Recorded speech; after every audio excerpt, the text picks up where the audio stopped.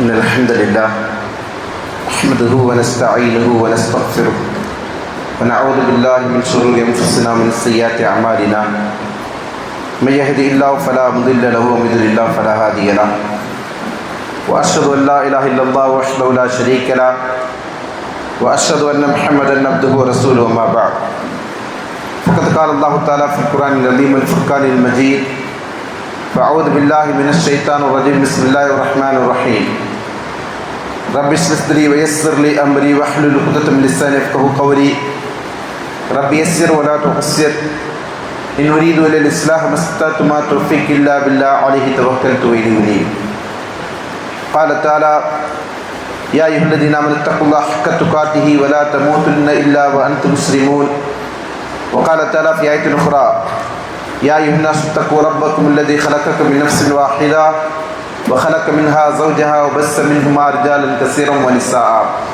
واتقوا الله الذي تساءلون به والأرحام إن الله كان عليكم رقيبا وقال تعالى شهر رمضان الذي أنزل فيه القرآن هدى للناس وبينات من الهدى والفرقان فمن شهد منكم الشهر فليصم إلى آخر الآية. அளவிலா கருணையாளன் நேரில் முடிவன் அல்லாஹ்வின் பெயரை கொண்டு ஆரம்பிச்சுகிறேன்.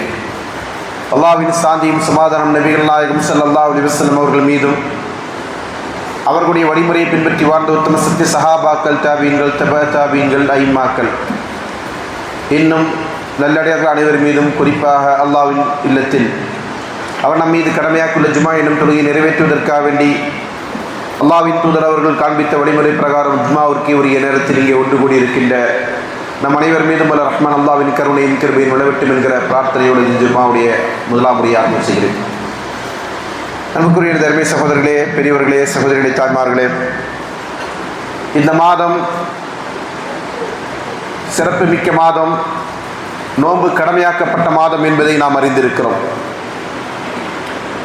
இந்த மாதத்தின் சிறப்பிற்கான பிரதான காரணி இந்த மாதம்தான் அல்லாஹ்விடமிருந்து அவனுடைய அருள்முறையான அல் குர்ஆன் இறக்கப்பட்ட மாதம். இந்த மாதத்தில் அல்லாஹு தஆலா நோன்பு கடமையாக்குவதற்கான காரணமாகவே அல்லாஹு தஆலா குர்ஆன் அருளப்பட்டதை தான் நமக்கு சொல்லி காட்டுகிறான். ரமலான் மாதம் முக்கியத்துவம் வாய்ந்த மாதம், சிறப்புமிக்க மாதம் என்பதை எல்லாம் நாம் அறிந்திருக்கிறோம். அந்த சிறப்பிற்கான பிரதானமான காரணமாக அல்லாஹு தஆலா குர்ஆன் அருளப்பட்டதை தான் முன்னிலைப்படுத்துகிறான். நான் உங்களுக்கு முன்னால் ஓதி காண்பித்த சூரத்து பக்ராவுடைய 185வது வசனம், அதில் அல்லாஹ் சொல்லுகிறான், ஷஹரு ரமலான் அல்லதி உன்சில ஃபீஹில் குர்ஆன். ரமலான் மாதம் எத்தகையது என்றால் அதில் தான் குர்ஆன் அருளப்பட்டது. ஹுதல் லின்னாஸ், குர்ஆன் ஏன் அருளப்பட்டது என்று சொன்னால் அல்லாஹ் சொல்லுகிறான், ஹுதல் லின்னாஸ், மனித சமுதாயத்திற்கு நேர் வழிகாட்டி, வபையினாத்தி மினல் ஹுதா, நேரான வழி எது என்பதை தெளிவுபடுத்துவதற்காக வேண்டி, வல் ஃபுர்கான், இன்னும் சத்தியத்தையும் அசத்தியத்தையும் வேறுபடுத்தி காட்டுவதற்காக வேண்டி என்று அல்லாஹ் தஆலா குர்ஆனுடைய நோக்கத்தை பற்றி நமக்கு சொல்லி காட்டுகிறான். இதைத் தொடர்ந்துதான் அல்லாஹ் சொல்லுகிறான், ஃபமன் ஷஹித மின்குமுஷ் ஷஹர ஃபல்யஸும், உங்களில் யார் அந்த மாதத்தில் முகீமுல் பலத், ஊரில் தங்கி இருக்கக்கூடியவர்களாக இருக்கிறார்களோ அவர்கள் நோன்பு நோக்கட்டும். பயணிகளாக இருக்கக்கூடியவர்களுக்கு சலுகை இருக்கிறது, நோயாளிகளாக இருக்கிறவர்களுக்கு சலுகை இருந்து கொண்டிருக்கிறது என்கிற காரணத்தினால் இந்த வசனத்திற்கு விளக்கம் சொல்லுகிற போது அறிஞர்கள் சொன்னார்கள், ஃபமன் ஷஹீத, ஷஹீத என்று சொன்னால் சாட்சியாகுதல். அது எந்த அடிப்படையில் என்று கேட்டால், ஒருவர் பயணத்தில் இல்லாமல் ஊரிலே தங்கி இருக்கிறார் என்கிற அடிப்படை. அப்போதுதான் அவர் அந்த மாதத்தை அடைந்து கொண்டு நோன்பு நோக்க கடமையானவராக மாறுகிறார் என்று அதற்கான விளக்கத்தை இமாம் இப்னு கஸீர் அவர்கள் போன்ற அறிஞர்கள் சொல்லியிருக்கிறார். இந்த மாதம் அல் குர்ஆன் அருளப்பட்ட மாதம். ஒரு முஸ்லிமிற்கு குர்ஆனோடு என்ன தொடர்பு இருக்க வேண்டும், குர்ஆனுக்காக நாம் நிறைவேற்ற கடமைப்பட்டிருக்கின்ற உரிமைகள் என்ன என்பதை அறியாதவர்களாகத்தான் இன்று நம்மில் பலரும் வாழ்ந்து கொண்டிருக்கிறார்கள். இவ்வாறு சொல்வதற்குரிய காரணம்,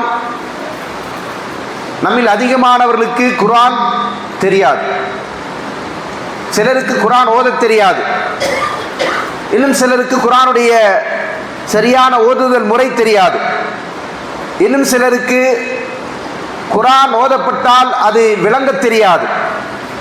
என்ன ஓதப்படுகிறது, என்ன சொல்லப்படுகிறது என்று விளங்க தெரியாது. இன்னும் சில பேருக்கு அதனுடைய விளக்கங்கள் தெரியாது. இப்படி பல்வேறு விதத்தில் குர்ஆனை விட்டு நாம் அந்நியமாக வாழ்ந்து கொண்டிருக்கிறோம். குர்ஆனுக்கும் நமக்கும் மத்தியிலே மிகப்பெரிய ஒரு இடைவெளி இருந்து கொண்டிருக்கிறது.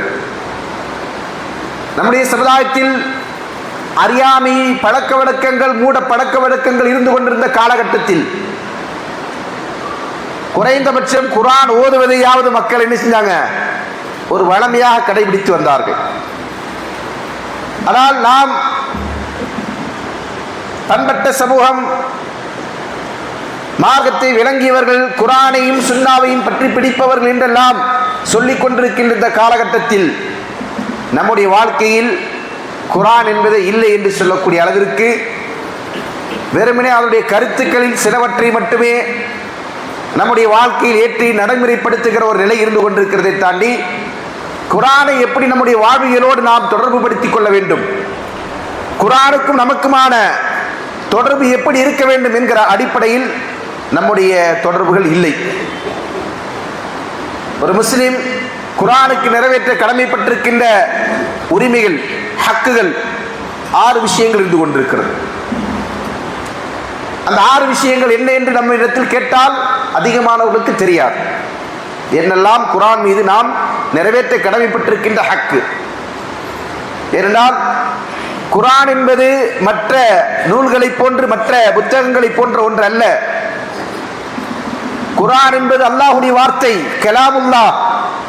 இந்த அகில உலகத்தை படைத்திருக்கின்ற, பிரபஞ்சத்தின் அதிபதியாக இருந்து கொண்டிருக்கிற ரப்புல் ஆலமீன் மனிதர்களிடம் எதை பேச விரும்பினானோ அதை அல்லாஹ்வுடைய தூதருக்கு வஹியா அல்லாஹ் அருளி இருக்கின்ற வசனங்கள் தான் அல் குர்ஆன் என்பது.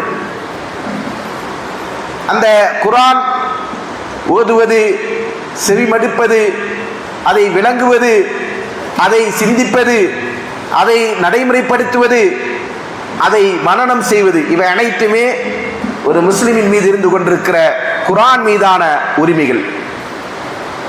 குர்ஆனை கையில் பெற்றிருக்கிற சமூகம், குர்ஆனிய சமூகம் என்று நாம் நம்முடைய சமூகத்திற்கு அடையாளம் சொல்கிறோம். அஹ்லுல் குர்ஆன் என்று சொன்னால் அதுதான் அர்த்தம். அஹ்லுல் குர்ஆன் என்று சொன்னால் குர்ஆனிய சமூகம், குர்ஆனை உடையவர்கள், குர்ஆனை பின்பற்றக்கூடியவர்கள். அப்படி நாம் சொல்லுகிற நம்முடைய வாழ்க்கையில் குர்ஆனோடு நாம் சொல்லி காட்டிய இந்த தொடர்புகள் இருந்து கொண்டிருக்கிறதா என்பதை நாம் சிந்தித்து பார்க்க வேண்டிய ஒரு தருணம். ரமலான் மாதம் வந்து விட்டால் நோன்பு நோக்கிறோம், ரமலான் மாதம் வந்து விட்டால் தொழுகிறோம், ரமலான் மாதம் வந்து விட்டால் இரவு வணக்கங்களில் கூட ஈடுபடுகிறோம். ஆனால் நம்முடைய வாழ்க்கையில் குர்ஆனோடு நமக்கு எப்படிப்பட்ட தொடர்பு இருக்க வேண்டுமோ அப்படியான தொடர்பு இல்லாமல் போனதனால தான் நம்முடைய சமூகம் ரமலானில் மட்டும் வழிபடுகின்றவர்களாக இருந்து கொண்டிருக்கிறார்.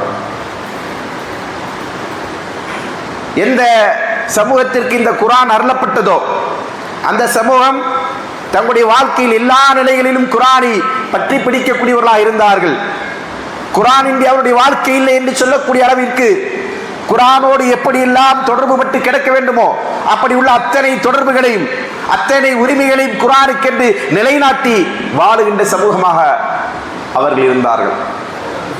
அல்லாஹ்வின் தூதர் ஸல்லல்லாஹு அலைஹி வஸல்லம் அவர்கள் சொன்னார்கள், இன்னல்லாஹ யர்ஃபஉ பிஹாதா அக்வமன் வ யலஉ பி ஆகரீன். இந்த குர்ஆனின் மூலம் அல்லாஹ் தஆலா ஒரு சமுதாயத்தை உயர்த்துகிறான். சுப்ஹானல்லாஹ். வ யலஉ பி ஆகரீன், இன்னொரு சமுதாயத்தை அல்லாஹ் தாழ்த்துகிறான், நிகழ்த்துகிறான் என்று நபி ஸல்லல்லாஹு அலைஹி வஸல்லம் அவர்கள் சொன்னார்கள். குர்ஆன் வழங்கப்பட்டு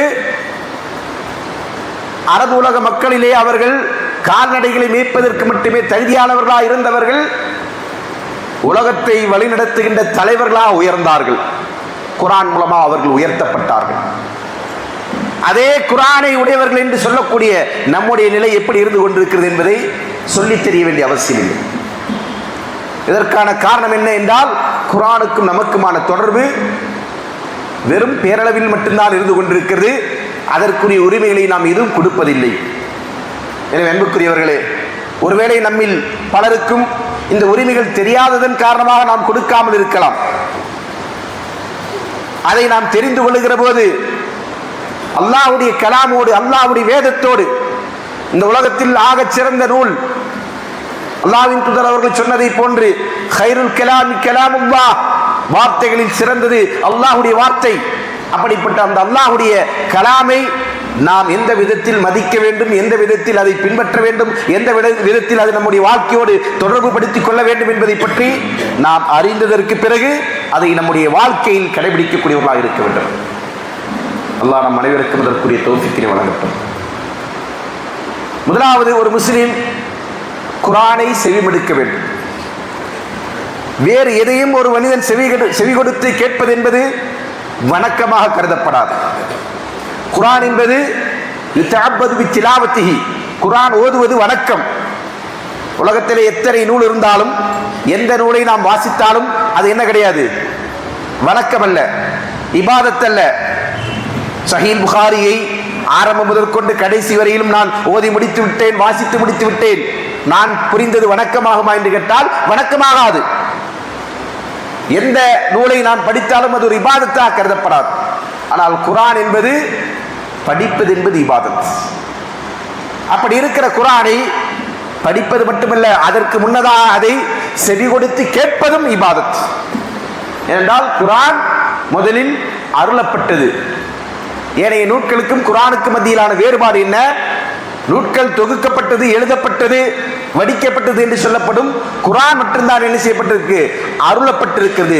தன்சீலும் மின் ஹக்கீமின் ஹமீத், புகழுக்குரியவனும் அதே போன்று நுட்பமான ஞானமிக்கவனும் ஆகிய அல்லாஹ்விடமிருந்து இறக்கப்பட்டது என்று அல்லாஹ் தஆலா அந்த வேதத்தின் சிறப்பை பற்றி சொல்கிறான். அப்படி இருக்கிற குர்ஆனை செவிமடுக்க வேண்டும். அல்லாஹ் தஆலா சொல்கிறான், வஇதா குரியல் குர்ஆனு ஃபஸ்தமிஉ லஹு வஅன்சித்து லஅல்லக்கும் துர்ஹமூன். குர்ஆன் ஓதப்பட்டால் நீங்கள் அதை செவி கொடுத்து கேளுங்கள், மௌனமாக இருங்கள். மௌனம் காக்க வேண்டும், வாய் மூடி இருக்க வேண்டும் என்பதுதான் அதற்கான நேரடியான பொருள்.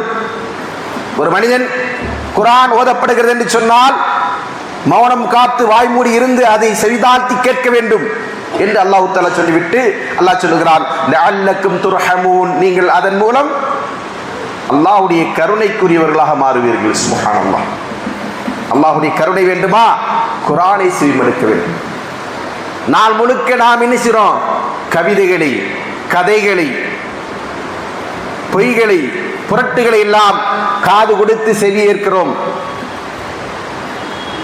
அதையெல்லாம் செவி கொடுப்பதற்கு நேரம் இருக்கிற நமக்கு அல்லாஹ்வுடைய கலாமை செவிமடுப்பதற்கு நேரம் இருந்து கொண்டிருக்கிறதா? நாம் நம்முடைய வாழ்க்கையில் எத்தனை மணி நேரம் குர்ஆனை கேட்டிருக்கிறோம்? குர்ஆன் ஓதுதலை செவிமடுத்திருக்கிறோம். அதை செவிமடுப்பதற்கு நமக்கு மனம் வருகிறதா என்று கேட்டால் அதிகமானவர்களுக்கு அப்படிப்பட்ட எண்ணம் இல்லை.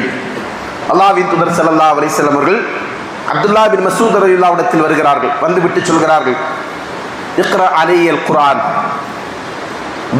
அப்துல்லா அவர்களே, நீங்கள் எனக்கு குர்ஆனை ஓதி காட்டுங்கள். அப்துல்லாஹ் பின் மஸ்ஊத் ரலியல்லாஹு அன்ஹு ஆச்சரியத்தோடு அல்லாஹ்வின் தூதர் அவர்களை பார்த்து கேட்கிறார்கள், அக்ரா அலைக்க உன்சில. அல்லாஹ்வின் தூதர் அவர்களே, இந்த குர்ஆன் உங்கள் மீது தான் இறக்கப்பட்டது. அப்படி இருக்கிற போது நான் உங்களுக்கு இதை ஓதி காட்டுவதா என்று பேசுறாங்க. ஆச்சரியத்தோடு அவர் கேட்கிறார்.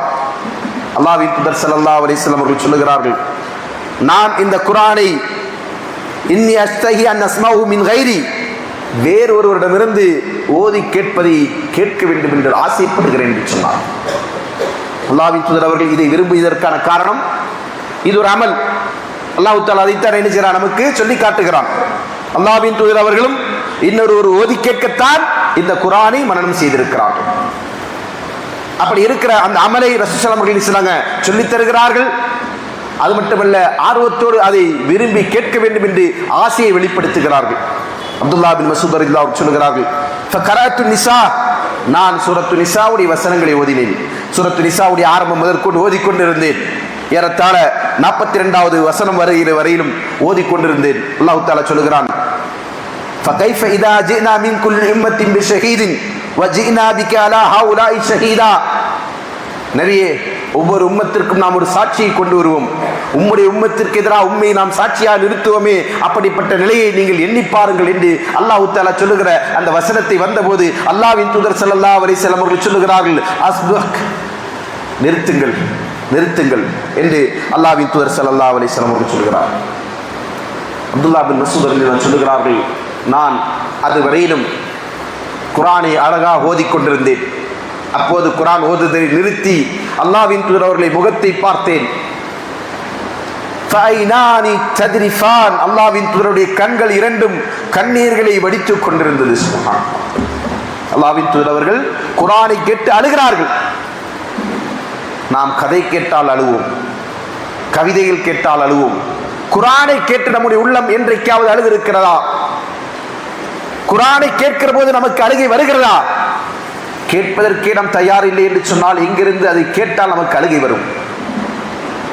அல்லாஹ்வின் தூதர் அவர்கள் அவருக்கு அருளப்பட்ட வேதத்தை இன்னொரு ஓதை கேட்டு அதை என்ன செய்றாங்க, அதன் மூலம் கண்ணீர் வடித்தார்கள் என்கிற செய்தியை அப்துல்லா பின் மஸ்ஊத் ரலியல்லாஹு அன்ஹு சொல்கிறார். ஏனென்றால் குர்ஆன் செவி மடிப்பது என்பது ஒரு அமல், அதற்கு ஏராளமான சிறப்புகள், நன்மைகள் அல்லாஹ் தஆலா நமக்கு சொல்லி இருக்கிறார். நாம் இப்போது ஓதி காட்டிய அந்த வசனம் லஅல்லக்கும் துர்ஹமூன், உங்களுக்கு அருள் செய்யப்படும். இந்த வசனத்திற்கு விளக்கம் சொல்லப்படுகிற போது அறிஞர்கள் இமாம் லைஸ் பின் சஅத் ரஹ்மத்துல்லாஹி சொன்னார்கள், அல்லாஹ் தஆலா எங்கெல்லாம் குர்ஆனில் லஅல்ல என்கிற வார்த்தையை பயன்படுத்துகிறானோ அது அரபு மொழியில் லஅல்ல என்பது தரஜ்ஜி என்கிற அர்த்தத்தில் பயன்படுத்துகிற சொல். அப்படி என்றால் எதிர்பார்ப்பு, நடக்கலாம், ஆகட்டும், ஆகலாம் என்கிற எதிர்பார்ப்போடு சொல்லப்படுகிற வார்த்தை. ஆனால் அல்லாஹ் தஆலா அல் குர்ஆனிலே சொல்லுகிறான் என்று சொன்னால் அது அந்த இடத்தில் வாஜிப் என்கிற அடிப்படையில் சொல்லுகிறான். அப்படியானால் கட்டாயம் அல்லாஹ் அருள் புரிகிறான் என்று பொருள். அல்லாஹ்வுடைய அருள் கட்டாயம் கிடைக்கக்கூடிய ஒரு அமல் தான் குர்ஆனை செவிமடித்தல்.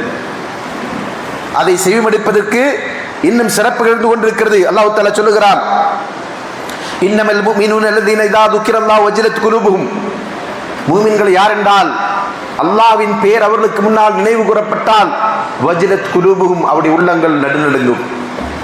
வைதா துரியத் அலைஹிம் ஆயாத்துஹு, அல்லாஹ்வுடைய வசனங்கள் அவர்களுக்கு முன்னால் ஓதி காண்பிக்கப்பட்டால் ஜாதத்துஹும் ஈமானா, அவருடைய ஈமான் அதிகரிக்கும்.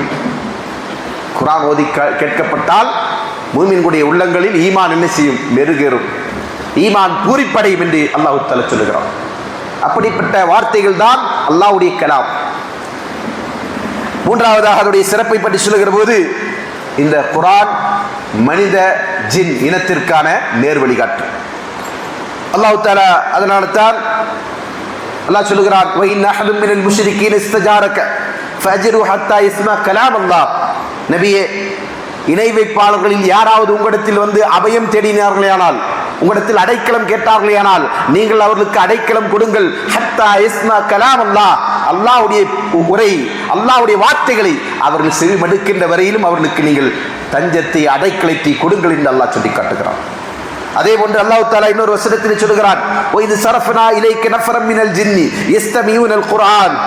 நபியே, உம்மிடத்தில் குர்ஆனை கேட்பதற்கென்று ஜின்களில் ஒரு கூட்டத்தை அல்லாஹ் தஆலா அனுப்பி வைத்தான். அவர்கள் அல்லாஹ்வின் தூதரிடத்திற்கு வந்தார்கள். ஃபலம்மா ஹலருஹு காலு அன்சித்து, அவர்கள் அல்லாஹ்வின் தூதரிடத்திற்கு வந்தபோது அல்லாஹ்வின் தூதர் அவர்கள் குர்ஆன் ஓதிக்கொண்டிருக்கிறார்கள். அதை கேட்டுவிட்டு ஜின்கள் பரஸ்பரம் சொல்லிக் கொள்கிறார்கள், அன்சித்து, வாய் மூடி மௌனமாக இருங்கள். ஃபலம்மா குதிய வல்லோ இலா கௌமிஹிம் முன்திரீன், அல்லாஹ்வின் தூதர் அவர்கள் ஓதி முடித்ததற்கு பிறகு அவர்கள் கேட்ட அந்த குர்ஆன் வசனத்தை அவர்கள் தம்முடைய சமுதாயத்திற்கு எடுத்து எச்சரிக்கை செய்ய வேண்டும் என்பதற்காண்டி விரைந்து சென்றார்கள் என்று அல்லாஹ் தஆலா அல் குர்ஆனில் சொல்லி காட்டுகிறான். மனித சமுதாயத்திற்கும் ஜின் இனத்திற்கும் நேர்வழிக்கான ஒரே வேதம் குர்ஆன். சஹாபாக்கள் இந்த குர்ஆனை செவிமடுக்கிற போது அவர்கள் உள்ளங்கள் எல்லாம் அதற்கு அஞ்சி நடுநடுங்கி பணிந்தவர்களாக இருப்பார்கள். குர்ஆனில் சொல்லப்படுகிற கருத்துக்களை அவர்கள் உள்வாங்கிக் கொண்டு அதற்கு அவர்களை முற்றிலுமா அர்ப்பணித்துக் கொண்டிருப்பார்கள். ஜுபைர் பின் முத்திம் ரலியல்லாஹு அன்ஹு சொல்லுகிறார்கள், அல்லாஹ்வின் தூதர் அவர்கள் ஒரு நாள் மக்ரிப் தொழுகையிலே சூரத் தூர் என்கிற அத்தியாயத்தை ஓதுகிறார்கள். அந்த அத்தியாயத்தில் அல்லாஹ் சொல்லுகிறான், அம் ஹுலிக்கும் மின் கைரி ஷைஇன் அம் ஹுமுல் காலிகுன், எந்த பொருளுமின்றி அவர்கள் படைக்கப்பட்டார்களா அல்லது அவர்களே படைக்கக்கூடியவர்களா? அம் இந்தஹும் ஹஸாயினு ரப்பிக, அப்படியே கசானாக்கள் அவர்களிடத்தில் இருந்து கொண்டிருக்கிறதா? அம்ஹுமுல் முசைத்திருன், அல்லது அவர்கள் அடக்கி ஆளக்கூடியவர்களா என்று அல்லாஹ் கேட்கிற இந்த வசனத்தை கேட்டபோது அவர் சொல்கிறார்கள், காத கல்வி அங்கே தீர், என்னுடைய உள்ளம் பறக்க ஆரம்பித்து விட்டது. என்ன அர்த்தம்? அல்லாஹ் தஆலா சொல்லுகிற அந்த வசனங்களை சிந்தித்து அதிலே மூழ்கி விட்டார்கள் என்று அவரை குறித்து சொல்கிறார். இந்த முதன்மையான ஹக்கை நாம் நிறைவேற்றி கொண்டிருக்கிறோம். குர்ஆனை செவிமடுத்தல் என்பது ஒரு இபாதத், ஒரு அமல், அது நன்மையான காரியம். அதை செவிமடுப்பதற்கு நமக்கு நேரம் இருந்து கொண்டிருக்கிறதா? நாம் அதற்கு ஆர்வத்தை காட்டுகிறோமா? இன்றைக்கு நம்மில் பெரும்பான்மையானவர்கள் அதிகமான நேரங்களை நம்முடைய மொபைல் போனிலே பயன்படுத்தி கொண்டிருக்கிறோம். நாள் ஒன்றுக்கு நாம் நம்முடைய நேரத்தை சரியான முறையில் வகுத்து பார்த்தால் பெரும்பகுதி நேரம் நாம் என்ன செஞ்சிருப்போம்? நம்முடைய மொபைலை பயன்படுத்தி கடித்திருப்போம் என்று தெரியும். அது நல்லதும் பார்க்கலாம், கெட்டதும் பார்க்கலாம். அப்படி இருக்கிற மொபைலிலே குர்ஆனை கேட்பதற்கு ஒரு ஆப்ஷன் இருக்கிறது, அதை நாம் பயன்படுத்துகிறோமா? அன்பானவர்களே, குர்ஆனை படிக்கிறதுக்கு அப்ளிகேஷன் இருக்கு இல்லையா, அதை கூட நாம திறந்து பார்த்து நாட்களாக இருக்கும், யாரும் மறுக்க முடியாது. ஆனா மற்ற அப்ளிகேஷன்ஸ், ஃபேஸ்புக், வாட்ஸ்அப், ட்விட்டர் அது பயன்படுத்தக்கூடியவங்க இருந்தாங்கன்னா, இன்ஸ்டாகிராம் இதெல்லாம் பயன்படுத்தக்கூடியவங்க இருந்தாங்கன்னா, அதோடைய லாஸ்ட் அப்டேஷன், யூடியூபுடைய லாஸ்ட் அப்டேஷன் என்னவா இருக்கும்? சமீபத்தில் இருக்கும்.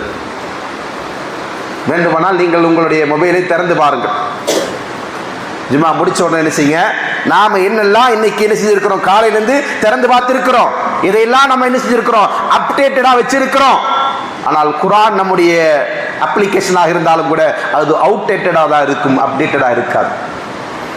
குர்ஆனை படிப்பதற்கும் நேரம் இல்லை, செவிமடுப்பதற்கும் நேரம் இல்லை. கேட்டால் நம்ம இதற்கு சொல்லக்கூடிய காரணமே இதுதான். ஏன் குர்ஆனை ஓதவில்லை என்று கேட்டால் நேரம் இல்லை என்று சொல்லுகிறோம். அதே நமக்கு யூடியூப் பார்ப்பதற்கு நேரம் இல்லை, வாட்ஸ்அப் பார்ப்பதற்கு நேரம் இல்லை, ஃபேஸ்புக் பார்ப்பதற்கு நேரம் இல்லை என்று சொல்லக்கூடிய நிலை இருக்கிறதா? அன்பானவர்களே, நாம் இந்த ஊடகங்களை எல்லாம் பயன்படுத்தி கொண்டுதான் இருக்கிறோம், மீடியாக்கள் எல்லாம் பயன்படுத்தி கொண்டுதான் இருக்கிறோம். தற்போது நம்ம ஃபேஸ்புக்கை திறக்கும் போது நமக்கு ஒரு பெரிய சங்கடம் என்ன? ரமலானுடைய காலத்திலும் நம்முடைய மக்கள் என்ன செய்றாங்க, பயனற்ற செய்திகளை, ரீல்ஸை, வீடியோக்களை அப்லோட் செய்து கொண்டிருக்கிறார்களே, இவருக்கு ரமலான் என்று கூட ஒரு நினைவு இல்லையா என்று எண்ண தோன்றுகிறது. அதே போன்று அரசியல் பதிவுகளை பதிவிட்டுக் கொண்டிருப்பார்கள் அதிகமானவர்கள். ஏன் இப்படி என்று சொன்னால், அவர்கள் அல்லாஹ்வுடைய கலாமை விட்டு தூரமாகிவிட்டார்கள். அடுத்ததாக இந்த குர்ஆன் மீது நமக்கு இருந்து கொண்டிருக்கிற ஹக் என்னவென்று கேட்டால், அதை நாம் திலாவத் ஓத வேண்டும். கேட்பது ஒரு இபாதத், ஓதுவதும் இபாதத் என்றால் அல்லாஹ் சொல்கிறான், அல்லதீன ஆத்தைனாவுல் கிதாப யத்லூனு ஹக்க திலாவத்தி உலாயிக யுமினூன பிஹி. எவர்களுக்கு நாம் வேதத்தை வழங்கினோமோ அவர்கள் அதனை ஓத வேண்டிய முறை பிரகாரம் ஓதுவார்கள். உலாயிக யுமினூன பிஹி, அவர்கள்தான் அந்த குர்ஆனை நம்பிக்கை கொண்டவர். இப்ப நம்பிக்கை நம்முடைய உள்ளத்தில் இருந்தால் அந்த நம்பிக்கை எப்படி பிரதிபலிக்க வேண்டும் என்பதை பற்றி அல்லாஹ் சொல்லுகிற போது என்ன சொல்லுகிறான்? குர்ஆனை நீங்கள் ஓத வேண்டிய முறை பிரகாரம் ஓத வேண்டும். வரத்திலில் குர்ஆன தர்த்தீலா, குர்ஆனை நீங்கள் தர்த்தீலோடு நிறுத்தி நிதானமாக தெளிவான முறையில் ஓதுங்கள் என்று அல்லாஹ் சொல்லுகிறான். ஓதுவதற்கு நம்ம தயார் இல்லை, அதிகமாக ஓத தெரியாது என்கிற நிலை இருந்து கொண்டிருக்கு. மூன்றாவதாக, குர்ஆன் வெறுமனே மந்திரமாக ஓதிவிட்டு செல்வதற்காக வேண்டி கொடுக்கப்பட்ட வேதம் அல்ல, இது விளங்குவதற்காக வேண்டி உள்ளது. ஏனென்றால் இதில் தான் ஒரு மனிதனுடைய ஈடேற்றம் அடங்கி இருக்கிறது. இன்மை மறுமை வாழ்க்கை அவன் எப்படி அமைத்துக் கொள்ள வேண்டும் என்கிற வழிகாட்டுதல் குர்ஆனிலே இருந்து கொண்டிருக்கிற காரணத்தினால் அந்த குர்ஆனை சிந்திக்காமல், குர்ஆனை விளங்காமல் ஒரு மனிதன் நேர்வழி அடைய முடியுமா என்று கேட்டால் நிச்சயமா அடைய முடியாது. அப்ப நமக்கான நேர்வழி எங்க இருக்கிறது? குர்ஆனில் இருந்து கொண்டிருக்கிறது. குர்ஆனை நாம் நினைச்சோம் சிந்திக்க வேண்டும், குர்ஆனை விளங்க வேண்டும். என்றால் அல்லாஹ் தஆலா குர்ஆனை விளங்குவதற்காக வேண்டித்தான் தந்திருக்கிறானே தவிர மாறாக அதனை வெறுமனே புரியாமல் ஓதுவதற்காக வேண்டி அல்லாஹ் தரவில்லை. அல்லாஹ் சொல்லுகிறான், அஃபலா யததப்பருனல் குர்ஆன் வலவ் கான மின் இன்தி கைரில்லாஹி லவஜது ஃபீ இக்திலாஃபன் கஸீரா. இந்த குர்ஆனை அவர்கள் சிந்திக்க வேண்டாமா? இது அல்லாஹ் அல்லாதவரிடமிருந்து அருளப்பட்டிருந்தால் இதில் ஏராளமான முரண்பாடுகளை அவர்கள் கண்டிருப்பார்கள் என்று அல்லாஹ் சொல்லுகிறான். அதே போன்று அல்லாஹ் தஆலா சொல்லுகிறான், கிதாபுன் அன்ஸல்னாஹு இலைக்க முபாரக்குன் லியதப்பரு ஆயாத்திஹி. நபியே, உங்களுக்கு இந்த வேதத்தை நாம் இறக்கி இருக்கிறோம், பரக்கத்தான வேதத்தை இறக்கி இருக்கிறோம். இதற்காக வேண்டி இதனுடைய வசனங்களை நீங்கள் சிந்திக்க வேண்டும் என்பதற்காக வேண்டி. அப்ப குர்ஆனை விளங்க வேண்டும் என்று சொன்னால் அதை சிந்திக்க வேண்டும். சிந்திக்காமல் நாம் என்ன செய்ய முடியாது? குர்ஆனை விளங்க முடியாது. குர்ஆன் விளங்குவதற்காக வேண்டி தரப்பட்டிருக்கிற வேதம். அல்லாஹ்வின் தூதர் ஸல்லல்லாஹு அலைஹி வஸல்லம் காலகட்டத்தில் சஹாபாக்கள் அவர்கள் ஒருவர் உயர்ந்த படித்தரத்தை அடைந்தவர்களா எப்படி கருதப்படுவார்கள் என்று கேட்டால் அப்துல்லா பின் மசூத் ரலியல்லாஹு சொல்கிறார்கள், கான ரஜுலுன் மின்னா இதா தஅல்லம அஸ்ர ஆயாத்தின் லா யுஜாவிசுன்ன ஹத்தா யஅரிஃபு மஆனிஹின்ன வல் அமல் பிஹின்ன. எங்களுடைய கூட்டத்தில் ஒரு மனிதன் குர்ஆனை கற்றுக்கொண்டார். குர்ஆனிலே 10 வசனங்களை கற்றுக்கொள்வார். எத்தனை வசனங்கள்? 10 வசனங்கள். அந்த 10 வசனங்களை அவர்கள் கற்றுக்கொண்டார்கள். ஆனால் அந்த 10 வசனங்களில் சொல்லப்படுகிற கருத்து என்ன, அதற்குரிய பொருள் என்ன என்பதை விளங்காத வரையில் அடுத்த 10 வசனத்துக்கு நாங்கள் போக மாட்டோம். அப்படித்தான் அவர்கள் குர்ஆனை கற்றுக்கொண்டார். 10 வசனமா படித்தோம் என்று சொன்னால் அதனுடைய அர்த்தமும் விளங்க வேண்டும், அதனுடைய பொருளும் விளங்க வேண்டும். அந்த குர்ஆன் வசனம் நம்முடைய மனதில் நன்றாக நிறுத்திக் கொள்ள வேண்டும். அப்படித்தான் அவர்கள் செய்தாங்க, குர்ஆனை கற்றுக்கொண்டார்கள். ஆனால் இன்றைக்கு நாம் என்ன செய்யறோம்? அல்லாஹ் ஸல்லல்லாஹு அலைஹி வஸல்லம் சொல்றாங்க, ஒரு காலம் வரும், அப்ப என்ன செய்வாங்க? யஸ்ரிபூனல் குர்ஆன கஷுர்பில் லபன். பால் குடிக்கிறது மாதிரி குர்ஆனை குடிச்சிட்டு போயிடுவாங்க. அப்படின்னு அர்த்தம், ஊத்திட்டு போயிட்டே இருக்க வேண்டியதான். அதை முழுமையாக உட்கார்ந்து விளங்கி படித்து, ஏன்னா இதெல்லாம் ஒரு சடங்காக ஆகிவிடும். அப்படிதான் இன்றைக்கு என்னது நம்முடைய அதிகமானவர்கள் நிலை இருந்து கொண்டு இருக்கிறது. நாம் நம்முடைய பிள்ளைகளை நினைக்கிறோம், மதரசாவிற்கு அனுப்பி வைக்கிறோம், மக்தபுகளுக்கு அனுப்பி வைக்கிறோம், பள்ளிக்கூடங்களுக்கு அனுப்பி வைக்கிறோம். எதற்காக வேண்டி? குர்ஆன் படிக்கட்டு என் பிள்ளை. நல்ல எண்ணம், மாஷா அல்லாஹ், வரவேற்க வேண்டியது. ஆனால் அந்த பிள்ளைக்கு முன்னுதாரணமாக இருக்க வேண்டிய நாம் நம்முடைய தொடர்பை குர்ஆனோடு எப்படி அமைத்திருக்கிறோம்? நாம் குர்ஆனை எடுத்து ஓதுகிறோமா? நாமும் நம்முடைய சிறு வயதில் மதரசாவுக்கு சென்றிருப்போமே, குர்ஆனை ஓத கற்றிருப்போமே, அந்த ஓத கற்றுக்கொண்ட அந்த அமலை நாம் அவர்களுக்கு முன்னால் நடைமுறைப்படுத்தி காட்டுவதுண்டா? நம்மளை பார்த்து வளர்றவன் அவன் என்ன செய்யறான்? கடமைக்காக வேண்டி மதரசா போறான், மதரசால போய் ஓத கத்துக்கிறான், கத்துக்கிறதோட முடிஞ்சு போச்சு. குர்ஆன் எடுத்தாச்சு.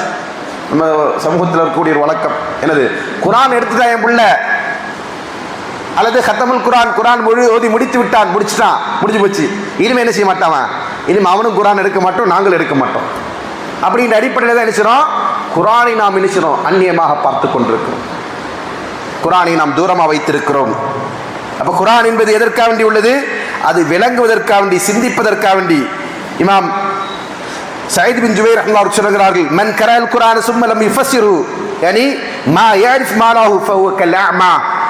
குர்ஆனை படித்து அதனுடைய பொருளை விளங்காமல் ஒரு இருக்கிறான் என்று சொன்னால் அவன் குருடனை போன்றவன். சுப்ஹானல்லாஹ். யார் அவன்? குருடனுக்கு ஒப்பானவன். குருடனுடைய கையில் என்ன இருந்தாலும் அது அவனுக்கு பிரயோஜனப்படாது. விளக்கு வெளிச்சம் இருந்தால் அது அவருக்கு பிரயோஜனப்படாது. அது மாதிரித்தான் குர்ஆன் என்பது என்னது? அல்லாஹ் தஆலா குர்ஆனை பல வசனங்களிலே நூர் என்று சொல்லி காட்டுகிறான். ஒளி, மனித சமுதாயத்திற்கான நேர்வழிக்கான ஒளி, சத்தியத்தை அசத்தியத்தை பிரித்தறிவதற்கான ஒளி, வழிகேட்டிலிருந்து நேர்வழி தெரிந்து கொள்வதற்கான ஒளி, இருளிலிருந்து வெளிச்சத்தை அறிந்து கொள்வதற்கான ஒளி. அப்படிப்பட்ட ஒளியை ஒருவன் புறக்கணித்து வாழுகிறான் என்று சொன்னால் அவன் குருடனை போன்றவன். அவனுக்கு இந்த வெளிச்சம் கிடைத்தும் எந்த விதமான பயனையும் அவன் அறிந்து கொள்ளவில்லை என்பதை தான் அது நமக்கு சுட்டி காட்டுகிறது. அதன் அடிப்படையிலே குர்ஆனை நாம் நினைச்சோம் விளங்க வேண்டும். இன்றைக்கு நம்முடைய நிலை என்ன? அன்பானவர்களே, சொல்லுகிற போது சில போது நமக்கு சங்கடங்கள் ஏற்படலாம், ஆனால் சொல்லாமல் இருக்க முடியாது. நம்முடைய வாழ்க்கையில் நம்முடைய வருமானத்திற்காக வேண்டி, வாழ்வியலுக்காக வேண்டி, வாழ்வாதார தேவைகளுக்காக வேண்டி இன்று நம்மில் பலரும் ஒன்றுக்கு மேற்பட்ட மொழிகளை கற்று வைத்திருப்பார்கள். சரளமாக ஆங்கிலம் தெரிந்தவர்கள் இருப்பார்கள், சரளமாக இந்தி பேச தெரிந்தவர்கள் இருப்பார்கள், சரளமாக தமிழோடு சேர்ந்து மலையாளம் தெரிந்தவர்கள் இருப்பார்கள், இன்னும் பிற மொழிகள். என்னெல்லாம் மொழி எனக்கு தேவைப்படுகிறதோ அத்தனை மொழியை நாம் கற்று வைத்தவர்களாகத்தான் நம்மில் பலரும் இருப்பார்கள். ஆனால் நான் குர்ஆனுடைய மொழியை கற்றிருக்கிறேன் என்று சொல்லக்கூடிய துணிச்சல் நம்மில் எத்தனை பேருக்கு இருக்கிறது? இது அல்லாஹ்வுடைய கலாம், அல்லாஹ்வுடைய வார்த்தை. நாம் குர்ஆனை பின்பற்றக்கூடியவர்கள் என்று மார்த்தட்டுகிறோம் என்று சொன்னால் அதற்கு முன்னதாக நமக்கு இருக்க வேண்டிய தகுதி என்ன? குர்ஆன் ஓதப்பட்டால் எனக்கு விளங்கும், குர்ஆன் கேட்டால் போதும் எனக்கு விளங்கும். அல்லாஹ் தஆலா குர்ஆன்ல சொல்றார், லா தக்ரபு ஸலாத்த வ அன்தும் சுகாரா. நீங்கள் போதையா இருக்கும் நிலையில் குர்ஆனின் பக்கம், தொழுகையின் பக்கம் நெருங்காதீர்கள். மது அருந்துவதற்கு முற்றிலும் தடை செய்யப்பட்ட காலத்தில் அல்லாஹ் தஆலா அருளிய வசனம். போதையா இருக்கும் நேரத்தில் நீங்கள் செய்யக்கூடாது, தொழுகைக்கு வரக்கூடாது. ஏன் அல்லாஹ் தடுத்தான்? அதற்கான காரணத்தை அல்லாஹ் பின்னாடி சொல்லி காட்டுறான். நீங்க என்ன சொல்றீங்கன்னு உங்களுக்கே விளங்கல, அப்படி உள்ள நிலையில நீங்க செய்றீங்க, மது அருந்தி கொண்டு தொழுகைக்கு வராதீர்கள் என்று அல்லாஹ் சொல்லுகிறான். அன்பானவர்களே, இன்றைக்கு நம்முடைய நிலை என்ன? நேற்று இரவு தொழுகை தொழுதவர்கள் எங்கிருந்து ஆரம்பித்து எதுவரையிலும் இமாம் ஓதி முடித்தார்கள், என்னென்ன அத்தியாயம் ஓதப்பட்டது அல்லது எத்தனை வசனங்கள் ஓதப்பட்டது, அந்த வசனங்களில் சொல்லப்பட்ட செய்தி என்ன? இன்று காலையில் ஃபஜர் தொழுகை தொழப்பட்டது. அந்த ஃபஜருடைய தொழுகையிலே முதல் ரக்காத்திலும் இரண்டாவது ரக்காத்திலும் இமாம் அவர்கள் சத்தமிட்டு குர்ஆனை ஓதினார்கள். அந்த ஓதுதலை நான் செவிமடுத்தேன். அந்த ஓதுதலில் இன்னதான் ஓதப்பட்டது என்று எனக்கு விளங்கிருச்சு என்று சொல்லக்கூடிய நிலை நம்மில் எத்தனை பேருக்கு இருந்து கொண்டிருக்கிறது? ஆனால் நம்ம செய்தி சேனல்களை பார்க்குறோம், ஹிந்தியில் பேசுகிற சேனல் கேட்குறோம், இங்கிலீஷில் பேசுகிற சேனலை கேட்குறோம், எல்லாத்தையும் கேட்குறோம் இல்லையா? நமக்கு விளங்குது. ஆனால் இது விளங்கல, ரப்புல் ஆலமீனுடைய கலாம் நமக்கு விளங்கவில்லை. அல்லாஹ் பாதுகாக்க வேண்டும். ஏன் இந்த இழிநிலை நமக்கு? இதற்கு வேறு ஒன்றுமே காரணம் இல்லை, நம்முடைய முயற்சியின்மை தான் காரணம். நாம் யாரும் என்ன செய்யக்கூடாது, நாங்களாம் பிறக்கும்போது அரபியா இல்லை என்று அதற்கு காரணம் சொல்லிவிட முடியாது, அல்லது அரபி கற்றுக்கொள்வதற்கான சூழல் எனக்கு இல்லை என்று காரணத்தை சொல்லிவிட முடியாது. எல்லாவற்றுக்கும் சூழல்கள் இருந்து கொண்டிருக்கிறது. ஆனால் நாம் என்ன செய்றோம்? பயன்படுத்துவதற்கு தயாரா? நமக்கு ஆர்வம் இருக்கிறதா? என்னுடைய ரப்புடைய வார்த்தைகளை, அவன் எனக்கு அருளி இருக்கிற வேதத்தை அதன் மூல மொழியிலே விளங்குவதற்கு நான் முயற்சிக்க வேண்டும் என்கிற ஆர்வம் நம்மிடத்தில் இருந்தால் அது நமக்கு விளங்கும். சொல்லப்போனால் இன்று நம்முடைய நிலை என்ன தெரியுமா? நாம் எல்லாம் மது அருந்தாமலேயே போதையில் இருக்கக்கூடியவர்கள். இன்னைக்கு என்ன ஓதப்படுது? இப்ப நாம ஓதக்கூடிய வசனங்கள் எல்லாம் மொழிபெயர்க்க வேண்டிய கட்டாயத்திலிருந்து கொண்டிருக்கிறது. ஏன்? யாருக்கும் விளங்கல. எந்த வசனத்தை ஓதினாலும் இதனுடைய வசனத்துடைய பொருள் இதுதான் என்று விளங்கக்கூடிய நிலையில் கேட்கக்கூடியவர்கள் இல்லை என்பதனால தான் மொழிபெயர்க்க வேண்டிய தேவை இருக்கிறது.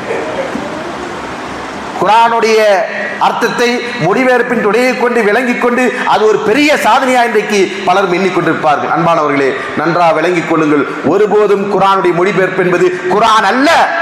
அது குர்ஆன் அல்ல, அது அல்லாஹ்வுடைய வார்த்தை அல்ல, அது மொழிபெயர்த்தருடைய கருத்து.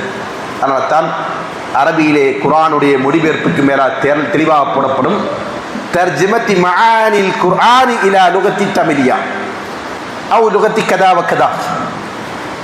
குர்ஆனுடைய கருத்துக்களுடைய மொழியாக்கம் தமிழ் மொழியில், அல்லது குர்ஆனுடைய மொழியின் கருத்தாக்கம் இன்னென்ன மொழியில் என்று எழுதப்பட்டிருக்குமே தவிர நேரடியான மொழிபெயர்ப்பு என்று அது ஒருபோதும் அதற்கு சொல்ல முடியாது.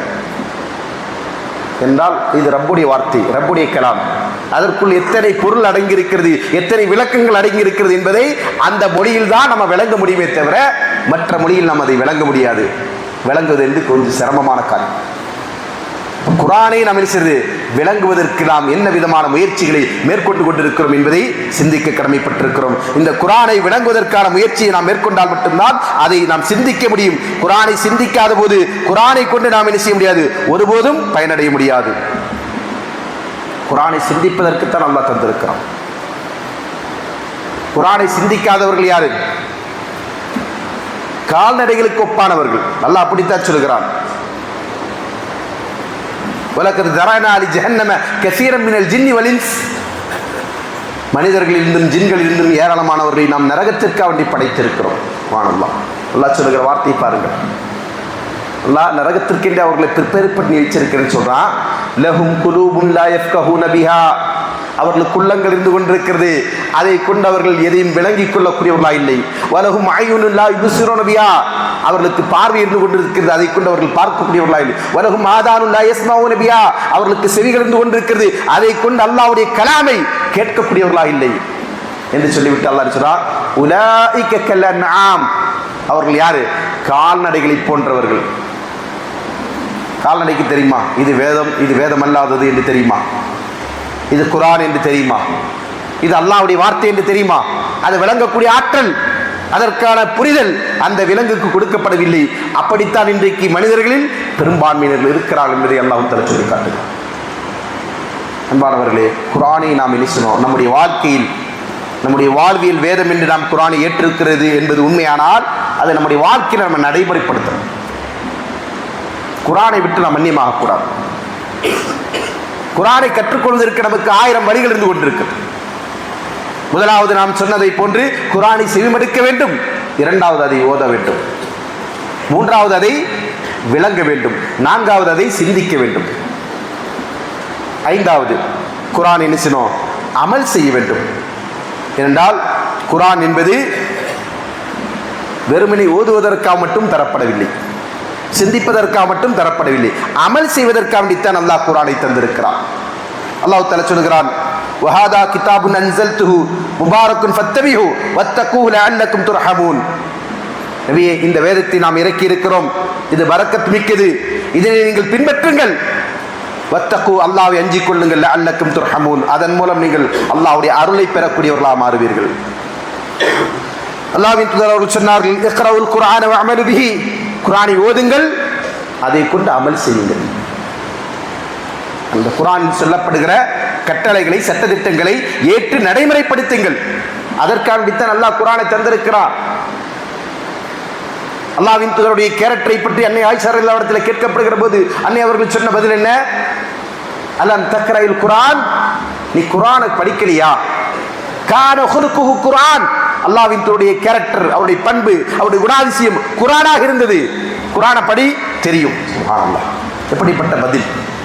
எப்படி இருந்தாங்க ரசூலுல்லாஹி ஸல்லல்லாஹு அலைஹி வஸல்லம் என்று கேட்கிற போது அன்னை அவர்கள் சொல்லக்கூடிய பதில் என்ன? அவங்க குர்ஆனாக இருந்தாங்க, நடமாடும் குர்ஆன். அப்படியானால் குர்ஆனில் ஒன்றை அல்லாஹ் செய்ய என்று சொன்னால் அதை அல்லாஹ்வின் தூதர் அவர்கள் செய்வார்கள். ஒன்றை செய்யக்கூடாது என்று சொன்னால் அதை செய்யாமல் இருப்பார்கள். அது கொள்கையாக இருக்கலாம், வணக்க வழிபாடுகளாக இருக்கலாம், பண்பு நலன்களாக இருக்கலாம், குணாதிசயங்களாக இருக்கலாம், எல்லாவற்றையும் அப்படியே நினைச்சலாம். எழுதப்பட்டிருக்கிற ஒரு வேதம் என்று குர்ஆன் இருக்கிறது என்று சொன்னால், தொகுக்கப்பட்டிருக்கிற வேதமாக குர்ஆன் இருக்கிறது என்று சொன்னால், அதற்கு வாழுகின்ற நிதர்சனமான உதாரணமாக அல்லாஹ்வின் தூதர் அவர்கள் இருந்தார்கள். இன்னைக்கு முஸ்லிமுடைய வாழ்க்கையில நாம் நினைச்சிரோம், குர்ஆன் சொல்லுகிற எந்த பண்பையும் பார்க்க முடியவில்லை என்று சொல்லுகிறோம் அல்லவா? அதற்கு என்ன காரணம்? அதற்கு காரணம் என்ன? நாம் குர்ஆனை அமல் செய்யக்கூடிய ஒரு வாய்ப்பு.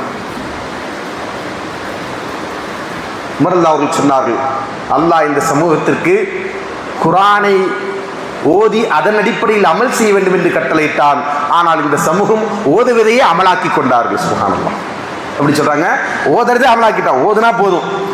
அப்படி அதாவது அவங்க காலத்து மக்கள். இப்ப நம்ம கிட்ட அது இல்லை, ஓதுறதில் கூட இல்லை என்று சொல்லக்கூடிய நிலையில் தான் இருந்து கொண்டிருக்கிறது. எனவே இதையெல்லாம் நாம் சரி செய்ய வேண்டியிருக்கு. இதற்கு அடுத்தபடியாகத்தான் நம்ம மீது இருந்து கொண்டிருக்கிற 6வது கடமை. என்ன கடமை? குர்ஆனை மனனம் செய்ய வேண்டும்.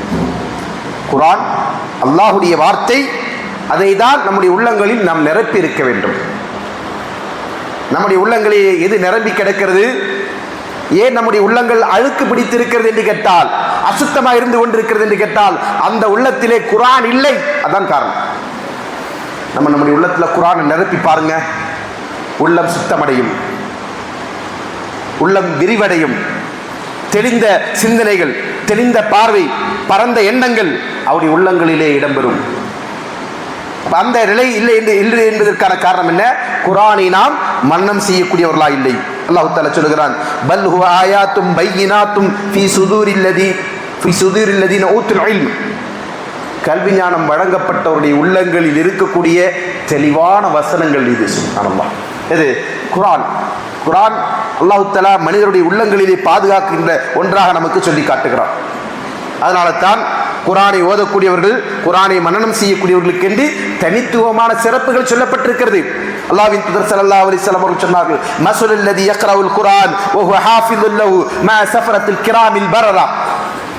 யார் குர்ஆனை ஓதுகிறாரோ, அதை மனனம் செய்யக்கூடியவராக இருக்கிறாரோ, அவர் சங்கைக்குரிய அல்லாஹ்வுடைய மலாயிக்காவோடு இருப்பார்கள் என்று அல்லாஹ்வின் தூதர் ஸல்லல்லாஹு அலைஹி வஸல்லம் அவர்கள் சொல்கிறார். அதே போன்று நாளை மறுமையில் சொர்க்கத்தில் ஒரு மனிதனுக்கு சொர்க்கம் விசாலமாக்கி கொடுக்கப்பட வேண்டும் என்று சொன்னால் அவரிடத்தில் என்ன இருக்கணும்? குர்ஆன் இருக்க வேண்டும். அல்லாஹ்வின் தூதர் ஸல்லல்லாஹு அலைஹி வஸல்லம் அவர்கள் சொல்கிறார்கள், யுகாலு சாஹிபில் குர்ஆன் இக்ரா வர்தகி வரத்தில் கமா குன்த துரத்திலு ஃபித் துன்யா. உலகத்தில் நீ எப்படி இந்த குர்ஆனை தர்த்தீலோடு ஓதிக்கொண்டிருந்தாயோ அது போன்று இன்றைய தினம் நீ குர்ஆனை ஓதுவதன் மூலமாக நீ உயர்ந்து கொண்டே செல். சொர்க்கத்தில் உயரமான இடத்தை நீ அடைந்து கொண்டே செல். எந்த அளவுக்கு என்று சொன்னால், ஃபைன்ன மன்சிலத்தக இந்த ஆகிரி ஆயா தக்ரவுவா, நீ ஓதுகிற கடைசி வசனம் எதுவோ அதுதான் உன்னுடைய கடைசியான இடம். அல்லாஹ்வின் தூதர் ஸல்லல்லாஹு அலைஹி வஸல்லம் சொன்னாங்க, இன்ன ஃபில் ஜன்னதி மியத்து தர்ஜா. சொர்க்கத்தில் எத்தனை படித்தரம் இருக்கு? 100 படித்தரங்கள் இருக்கு. அந்த 100 படித்தரங்களில் ஒவ்வொரு படித்தரத்தையும் ஒரு மனிதன் தனக்கு சொந்தமாக்கி கொள்ள வேண்டும் என்று சொன்னால் அதற்கு அவன் என்ன செய்யணும்? குர்ஆனை ஓத வேண்டும், குர்ஆனை மனனம் செய்திருக்க வேண்டும். மனனம் செய்த குர்ஆனை ஓதிக்கொண்டுதான் சொர்க்கத்தை அவன் சொந்தமாக்க இருக்கிறான் என்று அல்லாஹ்வின் தூதர் ஸல்லல்லாஹு அலைஹி வஸல்லம் அவர்கள் சொன்னார். அதே போன்று அல்லாஹ் தஆலா அல்லாஹ்விற்குரியவர்கள்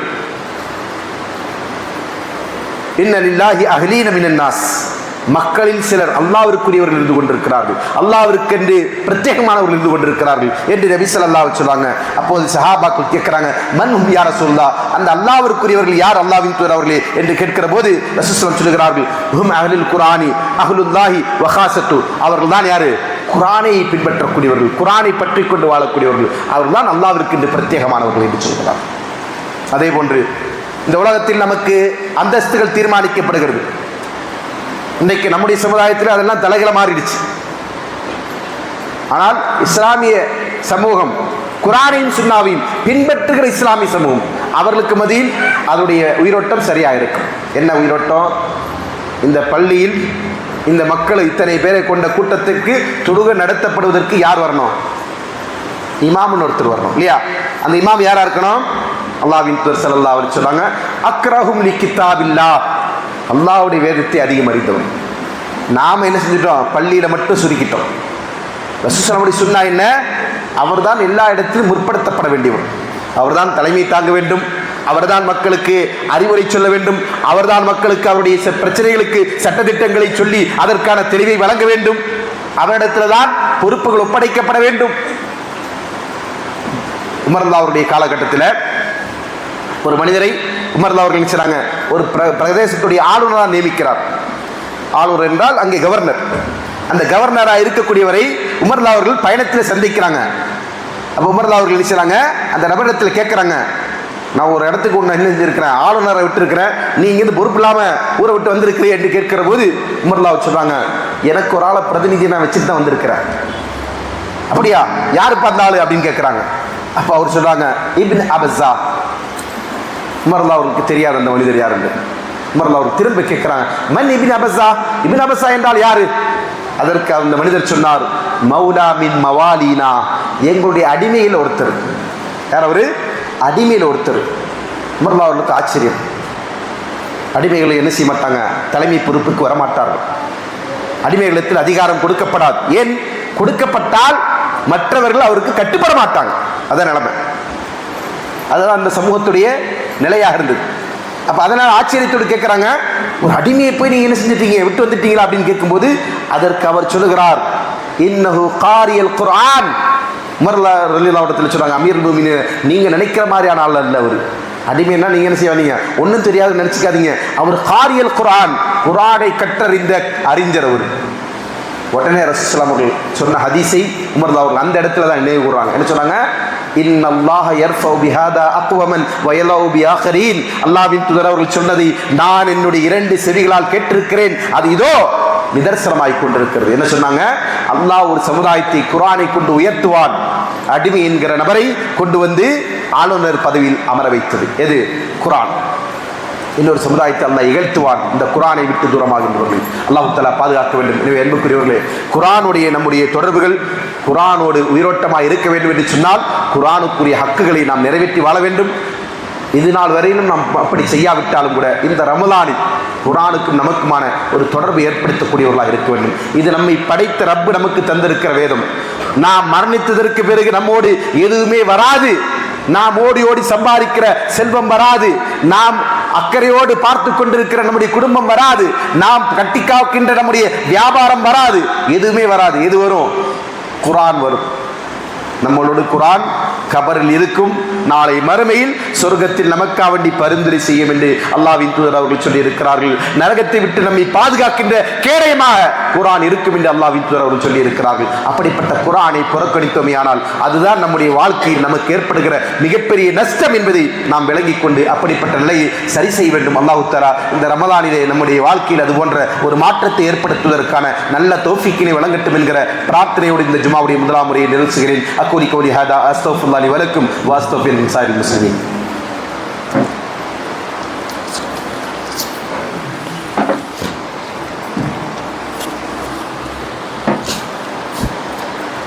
அல்ஹம்துலில்லாஹி ரப்பில் ஆலமீன். அஸ்ஸலாத்து வஸ்ஸலாமு அலா ரசூலில்லாஹி வ அலா ஆலிஹி வ ஸஹ்பிஹி வ மன். إن الله وملائكته يصلون على النبي يا أيها الذين آمنوا صلوا عليه وسلموا تسليما اللهم صل على محمد وعلى آل محمد كما صليت على إبراهيم وعلى آل إبراهيم إنك حميد مجيد اللهم انصر من صلى محمد صلى الله عليه وسلم وجعلنا منهم اللهم خذل من خذل دين محمد صلى الله عليه وسلم ولا تجعلنا منهم عباد الله يا رحمة الله إن الله يأمر بالإحسان وإيتاء ذي القربى وينهى عن الفحشاء والمنكر والبغي يعظكم لعلكم تذكرون ولذكر الله أكبر والله يعلم السر وأقيموا الصلاة